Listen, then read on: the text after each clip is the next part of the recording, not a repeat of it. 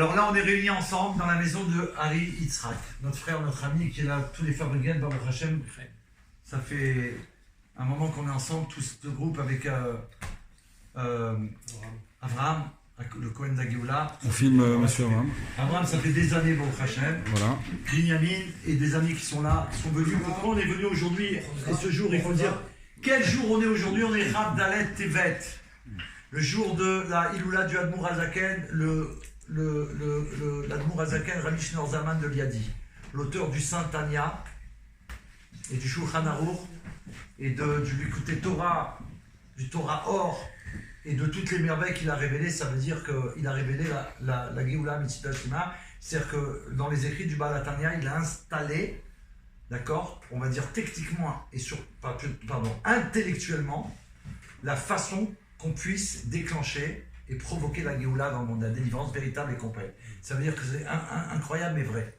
Un homme, il a pu faire ça, c'est quelque chose de le plus grand secret du monde, l'amener et le donner à un enfant, que même un enfant, ici, il peut dire, tiens, je connais la combinaison, et lui, il va peut-être appuyer sur le bouton, et on va se retrouver dans Yerushalayim grâce à un enfant. Voilà ce que le Baal HaTanya, il a fait avec des mots à nous, comme ça, que ça touche tous les enfants, quoi, d'Israël qu'on est. Donc, on remercie Dieu pour cette réunion extraordinaire, et je voudrais, à cette occasion, dire un mot pour remercier Hachem sur le 3e Beth Amikdash selon Yecheskel. Avec votre permission, pour faire cadeau Hachem à vous. Avec plaisir. Vous avoir reçu.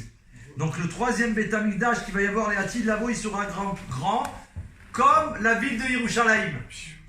Aujourd'hui, tout Yerushalayim, demain, c'est le Beth Amikdash. C'est extraordinaire. Et c'est non. Ça, c'est rapporté dans la Torah.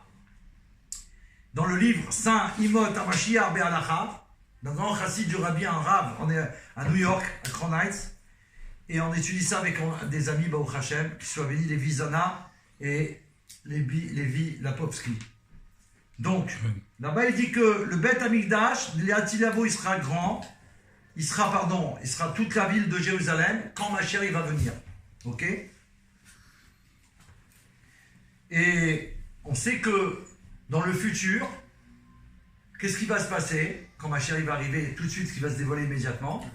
Toutes les Baté Knessiot, toutes les synagogues du monde entier depuis la création du monde, certainement, et toutes les maisons d'études, elles vont s'élever, elles vont aller jusqu'à Yerushalayim, elles vont se coller au Beth Amikdash.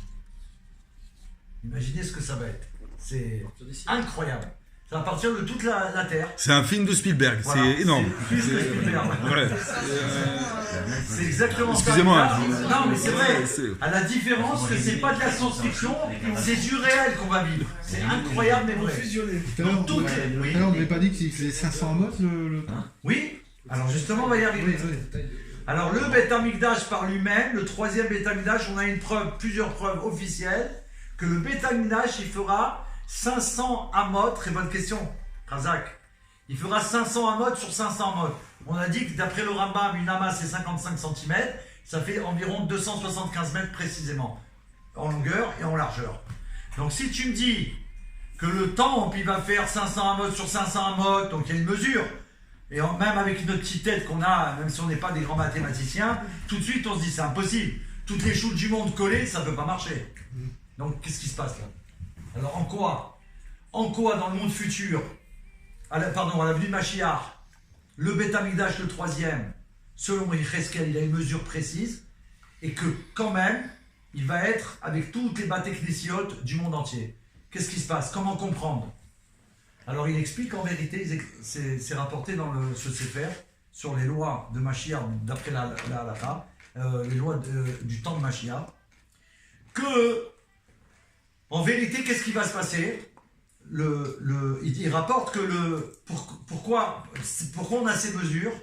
Parce que la montagne du Har Moria, la montagne de Moria, qui est choisie par Dieu depuis toujours, d'accord? Elle a été choisie par Hachem pour recevoir le Beth Amikdash. Et elle a été donc sanctifiée par Hachem depuis toujours. On peut même le dire au nom du Tanya, puisqu'on a vu tout à l'heure un extrait du Tanya, que même avant même la création du monde, elle est déjà élue. Et donc elle est déjà sanctifiée en potentiel. Je sais que ça va arriver, exactement. Ok? Donc, alors en fait, Pourquoi on a ces mesures? Tout simplement parce que le mont Moria il fait 500 amot sur 500 amot. Donc pourquoi le Beth Amikdash il doit faire 500 amot sur 500 amot? Parce que la montagne, elle fait la montagne du Beth Amikdash, elle fait 500 amot sur 500 amot. Donc c'est les mêmes mesures. C'est pour ça que là-bas c'est rapporté au nom du Rambam que si ils auraient posé la question et ils auraient demandé est-ce qu'on peut grandir le Beth Amikdash, alors là-bas il répond on peut agrandir la Hazara, mais pas plus que le Harabaïd, pas plus que la mesure du Beth Amikdash, de la montagne de Moria. Pourquoi? Parce que ça a été sanctifié, mais pas au-delà. D'accord? Donc maintenant, comment ça se passe pour répondre à la question? On y arrive. Comment que ça se passe alors? Qu'il va y avoir toutes les batéknésiotes qui vont se coller, et comment pouvoir comprendre que le Beth Amikdash il va être grand au moment de la venue de Mashiach, il va avoir la mesure de tout Yerushalayim qu'il y a aujourd'hui. Il faut couper, Harry. Oui, je te dis, moi. Mais toi, fais-le, il peut pas. C'est lui, il est bloqué sur téléphone.